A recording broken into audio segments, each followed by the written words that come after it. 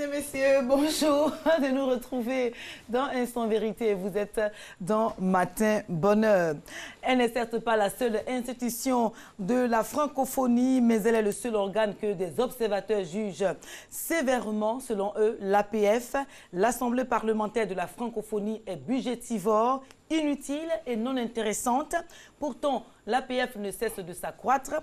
Depuis sa création en 1967, de 23 sections à sa création, l'organisation est à ce jour à 88 sections parlementaires et organisations interparlementaires issues d'Afrique, d'Europe, d'Amérique et d'Asie. Au-delà de promouvoir donc la langue française, l'APF promeut aussi la démocratie et l'état de droit dans l'espace francophone. Mais sa dernière mission, sans doute la plus importante selon des observateurs, a-t-elle un impact réel dans l'évolution démocratique des États membres de l'espace francophone? Quel est donc le bilan de l'APF, mesdames et messieurs? Comment fonctionne-t-elle? L'APF, l'Assemblée parlementaire de la francophonie, est-elle encore utile? Alors, pour tout savoir et comprendre de quoi il retourne à l'Assemblée parlementaire de la francophonie, nous recevons dans Instant Vérité Alain Adra, le secrétaire général de l'Assemblée nationale de Côte d'Ivoire. Bonjour messieurs. Bonjour madame. Et bienvenue à Instant Vérité. C'est moi. Alors, l'APF, l'Assemblée parlementaire de la francophonie, est née 7 ans après l'indépendance de la plupart des pays africains, intervenue en 1960. Tout à fait. Alors, selon vous, qu'est-ce qui a motivé sa création? Alors, ce qu'il est important de dire sur la question, c'est que avant la création de l'APF, ou du moins avant que cette institution devienne l'APF, elle est partie d'une initiative de pères de l'indépendance africaine. Je veux citer Philippe Yassé, Amani Diori, Habib Bourguiba. Et donc, ces personnes qu'on peut difficilement taxer d'être pro-occidentaux ont estimé que dans l'espace linguistique francophone, il était bon qu'on ait une organisation qui fédère les parlements. Et donc, ils ont créé ce qu'on appelait alors l'Association internationale des parlementaires de langue française. Et cette association avait donc pour but non seulement de promouvoir l'usage de la langue française dans les organisations internationales, mais aussi et surtout de faire la promotion de la culture dans ces différents pays. Non seulement de la culture française, mais de la culture de ces pays.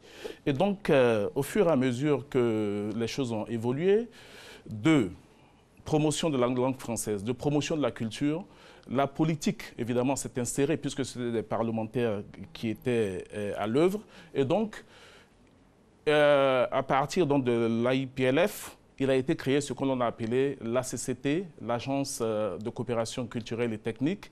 Et donc, c'est cette agence de coopération qui est devenue finalement l'OIF, l'Organisation internationale de la francophonie. Donc, ainsi que vous le voyez, c'est de l'initiative parlementaire qu'est partie la création de l'Organisation internationale de la francophonie. Alors, donc 52 ans après donc, la création de l'APF en 1967, quel bilan peut-on dresser aujourd'hui des actions de cette Assemblée? Alors, ce qu'il est important peut-être de souligner, c'est que cette APF, cette Assemblée parlementaire de la francophonie, jouit d'une grande notoriété dans les pays où elle est installée. Elle envoie des missions de bons offices en matière, par exemple, électorale. Elle se préoccupe de la vie démocratique de ces États. Elle se préoccupe de la promotion des droits de l'homme dans ces États. Et donc, l'APF aujourd'hui est un organe incontournable aujourd'hui en matière de démocratie dans l'espace linguistique francophone. Oui, je suis d'accord avec vous. Alors, mais en plus de promouvoir la langue française dans l'espace francophone et au-delà, quelle est la plus-value de l'APF pour les pays membres de cette organisation et notamment pour les pays africains? Alors, pour ne pas être trop généraliste, je peux peut-être me référer à la Côte d'Ivoire qui est notre pays. Alors, à l'Assemblée nationale où moi je suis, l'APF est d'un apport capital. Déjà en matière de numérisation, par exemple, de l'Assemblée nationale. C'est grâce à l'APF, par exemple, que tout le système de téléphonie de l'Assemblée nationale a été refait. Le système intégré au sein de l'hémicycle, le système de visualisation intégré, des logiciels de transcription des débats. Donc, vraiment, des actions qui nous permettent d'avoir du matériel pour travailler. Mais au-delà du matériel, voilà, il y a aussi l'action immatérielle. Et celle-là, elle est beaucoup plus importante. Parce que grâce à l'APF aujourd'hui, pratiquement tous les cadres de l'Assemblée nationale sont diplômés de l'université Senghor à Alexandrie au Caire. Et donc, ils ont les aptitudes nécessaires pour bien faire le travail.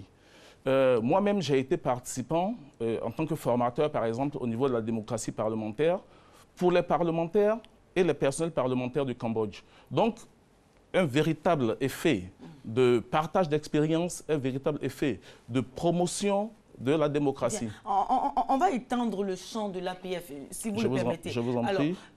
La question que j'ai posée, c'est que est-ce que l'APF a un apport dans la démocratie dans les États africains? Certainement, certainement. Lorsque, par exemple, je dis que l'APF est devenue incontournable en matière d'observation des élections, c'est un apport essentiel parce que l'observation des élections permet aux acteurs politiques du terrain de réguler leur action pour s'assurer de ce que les élections qui vont être organisées le soient selon les standards internationaux, le soient selon les standards démocratiques. Et donc, cette observation oblige les États qui sont partis aux élections à assurer un minimum de transparence dans les élections qu'elles organisent. Alors, mais selon certains observateurs, l'APF n'a pas joué son rôle de contrôle des règles démocratiques et de bonne gouvernance dans les États africains, membres de l'organisation. Alors, quel est votre commentaire là-dessus? Oui, ce qu'il est bon de préciser, c'est que l'APF a un regard, est une institution de contrôle. Mais la réalité de la question revient aux dirigeants de ces pays. Et l'APF, pour jouer son rôle de vigie de la démocratie, se préoccupe par exemple de s'assurer avant les élections que les conditions soient réunies, donc à l'envoi des missions de bons offices dans ces pays pour s'assurer que les règles démocratiques sont respectées, que les droits de l'homme sont respectés. Et lorsque par exemple il y a un constat de déficit démocratique, c'est par exemple les parlements qui sont suspendus de l'APF. Nous avons eu le cas par exemple en Côte d'Ivoire où après le coup d'État de 1999, l'Assemblée nationale a été suspendue de l'APF. De l'APF. Ça a été aussi le cas lorsque en 2005, nous n'avons pas eu le renouvellement démocratique de l'Assemblée nationale. Vous savez que la législature de 2000 a duré pratiquement 10 ans.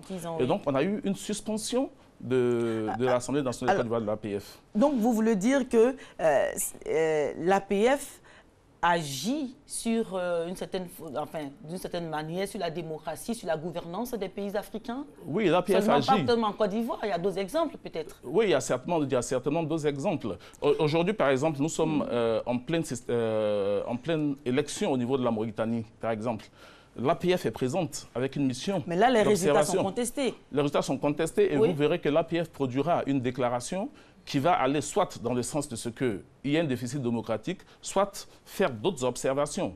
D'accord. Alors, quand on voit l'état de la santé de la démocratie, de la gouvernance dans les pays africains, est-ce vrai que l'APF, selon certains observateurs, est devenu au fil du temps un rassemblement d'élites plutôt qu'un organe de veille démocratique?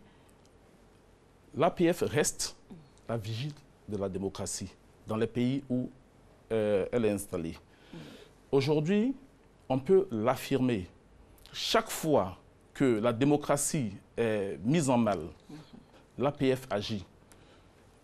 Il est difficile de citer des exemples parce que ce sont certainement d'autres pays qui sont en lutte. Mais par exemple, dans la situation qui s'est produite dernièrement au Bénin, l'APF a produit une déclaration, envoyé une mission de bons offices pour s'assurer du respect de la démocratie. Et même après les élections, l'APF a produit une déclaration que vous pourrez retrouver sur le site de l'APF pour dénoncer, par exemple, la situation qui s'est produite au Bénin. Alors, le sujet de l'APF se pose avec beaucoup d'acuité maintenant parce que du 5 au 9 juillet prochain, il y aura la 45e session de cette assemblée-là, de l'Assemblée parlementaire de la francophonie qui se tiendra à Abidjan. Alors, de quoi s'agira-t-il exactement? Alors, du 5 au 9 juillet, les parlementaires du monde francophone donc, se réuniront à Abidjan pour traiter de la question Parlement et renforcement de la démocratie. Parlement et renforcement de la démocratie, parce que vous le savez, les parlements sont l'essence de la démocratie représentative, de la démocratie participative. Oui. Donc les parlements sont ceux-là même qui font agir les populations au cœur de l'action publique, au cœur du domaine politique. Et donc, la question qui va se poser au cours de cette 45e session, c'est de savoir comment est-ce que, à partir des parlements, on peut aider la démocratie à connaître un meilleur sort en Afrique, à connaître un meilleur boom en Afrique. Alors, dans ce sens-là, on va aider la démocratie à connaître un meilleur sort, voilà, en Afrique, comme vous l'avez si bien dit. Est-ce que l'APF est-elle vraiment une institution indépendante? De qui serait-elle dépendante?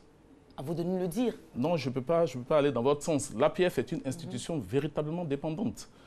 Véritablement dépendante en ceci qu'elle ne sait pas, je n'utilise pas le mot gêner, mais c'est tout comme l'APF a chaque fois pris ses responsabilités. Elle est indépendante ou qu'elle est dépendante? Elle est indépendante. D'accord. Elle est indépendante. Elle a chaque fois pris ses responsabilités lorsqu'il s'est agi de sanctionner les pays en déficit démocratique. Elle a toujours pris ses responsabilités lorsqu'il s'est agi, à l'occasion des observations qu'elle fait des élections, de dire ce qui était véritablement et de poser les problèmes qui étaient en but au moment où ces élections se tenaient. Donc l'APF, comme vous l'avez dit, est l'organe consultatif de l'OIF, l'OIF qui est l'Organisation internationale de la francophonie. Alors, comment fonctionne l'APF, cette assemblée-là, au regard des autres organes de l'OIF? Alors, c'est vraiment une véritable synergie d'action. Une véritable synergie d'action en ce que, lorsque les parlementaires se réunissent à l'occasion de l'APF, ce sont des résolutions qui sont prises. Ce sont une réponse, du moins des réponses parlementaires qui sont données aux grandes questions qui préoccupent l'humanité. Et ces questions, telles que prises par des résolutions, sont transmises à l'OIF, qui est l'organe exécutif, pour que, à travers les gouvernements, à travers les exécutifs, ces résolutions-là soient mises en œuvre. Et donc, l'APF agit, non pas seulement en termes de dire, mais aussi en termes d'action. Parce que ces résolutions sont l'objet d'action au niveau gouvernemental. Donc, ces résolutions sont exécutées. Tout à fait. Alors, on le sait, la présidence de l'APF est l'objet de beaucoup de convoitises. Ça, on n'a pas besoin vraiment de le dire vu l'actualité. Alors, donc c'est un privilège de présider cette institution. Alors, dites-nous qui est éligible à la tête de l'APF et comment se fait l'élection de son président? Alors, effectivement, beaucoup de, je ne dirais pas de convoitises, mais d'intérêt à présider l'APF. Oui. Mais c'est parce que cette institution est prestigieuse, justement. C'est parce que cette institution s'est imposée aujourd'hui comme une institution incontournable en matière de démocratie, en matière de promotion des droits humains. Pour devenir président de l'APF, la première condition, c'est d'être membre, c'est déjà que votre Parlement soit membre de l'APF. De l'APF, oui. Que le Parlement local soit membre de l'APF. Mais pour que le Parlement local soit membre de l'APF, il faut qu'il existe au sein de ce Parlement une section, ce que nous appelons les sections nationales, APF. Et donc, ce sont les membres de cette section nationale qui peuvent postuler au poste de président de l'APF, à condition d'être soutenu par cette section. C'est-à-dire que c'est la section qui propose votre candidature à l'élection. Donc si une section ne propose pas votre candidature, elle ne peut pas être individuelle, c'est non, il n'y a pas de candidature individuelle à l'APF. Mais pourquoi? Pourquoi il n'y a pas de candidature individuelle? Il n'y a pas de candidature individuelle à l'APF parce que l'APF est un regroupement de parlements. L'APF n'est pas un regroupement de personnes, fussent-elles des députés ou des sénateurs. L'APF est un regroupement de parlements, de sections nationales de parlement. Et donc, au niveau de l'APF, il y a une présidence tournante. La répartition des postes politiques se fait de façon tournante. Et donc, au niveau de la présidence, par exemple, puisque c'est ce qui nous intéresse, la rotation se fait entre la région Afrique et la région Amérique. Comment ?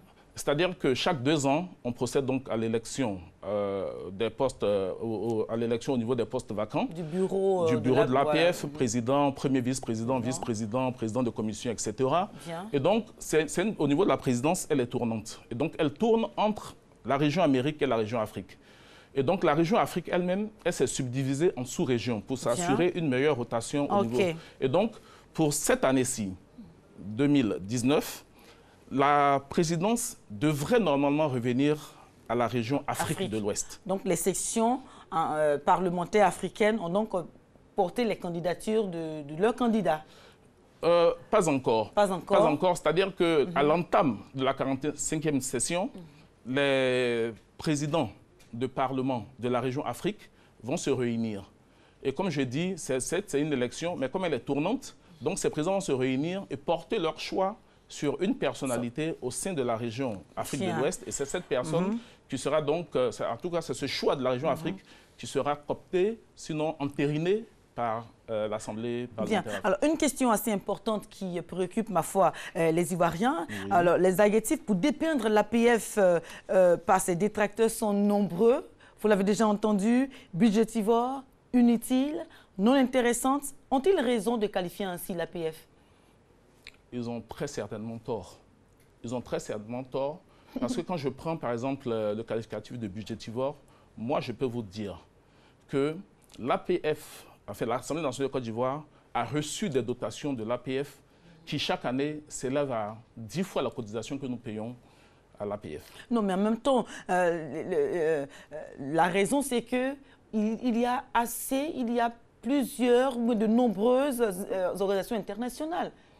On a déjà la CEDEAO, on a l'UA, on a... Pourquoi est-ce que de toutes ces organisations, ce serait l'APF qui serait la plus budgétivore? Mais il y a l'OIF aussi. Alors que c'est elle qui donne au Parlement, c'est elle qui fournit au Parlement, c'est elle qui, par les contributions qu'elle arrive à avoir, aide les parlements à évoluer. L'APF a beaucoup aidé le Parlement ivoirien dans sa numérisation, par exemple, aujourd'hui.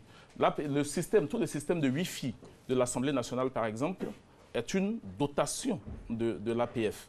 Donc, au-delà des cotisations que nous payons à l'APF, ce sont de véritables actions de coopération qui sont faites en faveur de l'Assemblée nationale de Côte d'Ivoire. Est-ce que finalement, est-ce que la coopération dont vous parlez, la collaboration entre les différentes sections parlementaires, que ce soit Afrique, Asie, Amérique, est-ce que cette collaboration-là marche vraiment très bien? Est-ce que c'est huilé à ce niveau-là?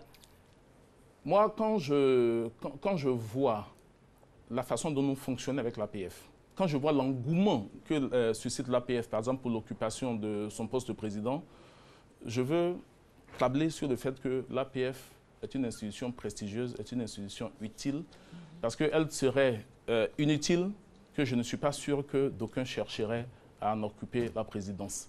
Vous savez, on a ce discours-là sur toutes les organisations internationales. Je me souviens même que quelqu'un avait dit que l'ONU était un gros machin. Mais aujourd'hui, nous savons par exemple l'apport qui a été celui de l'ONU dans la crise post-électorale, par exemple, que nous avons eue en Côte d'Ivoire. Donc, les critiques, on en fera. Mais c'est peut-être aussi parce que l'APF ne communique pas suffisamment sur ses actions. Et c'est peut-être cela que nous devons corriger. Voilà. Donc, vous devez corriger la communication. Alors, comment entrevoyez-vous rapidement l'avenir de l'Assemblée parlementaire de la francophonie pour terminer? Alors, rapidement, donc, de mon point de vue, et je crois que c'est le point de vue de tous les parlementaires francophones, l'APF a encore matière à évoluer, à se réaliser.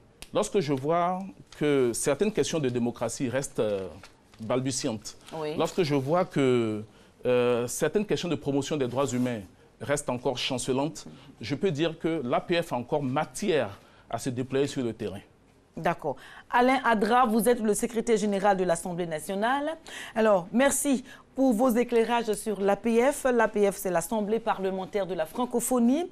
L'APF tiendra ses assises, sa 45e session à Abidjan du 5 au 9 juillet prochain. Alors, merci donc d'être venu. Vous avez quelque chose à ajouter? Merci de l'occasion que nous avez donnée de faire connaître cette institution qui a de plus en plus besoin de se porter vers les populations, puisque ce sont les populations qui sont représentées au sein de cette organisation. L'APF. Alors, merci donc d'être venu à Instant Vérité, donner ces explications qui ont permis, je crois, de comprendre le fonctionnement de cet organe qui se veut consultatif de l'Organisation internationale de la francophonie, l'OIF.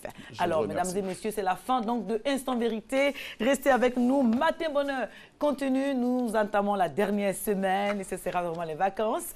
Alors, merci de rester avec Alice et Marco. Ils vous retrouvent tout de suite après la publicité.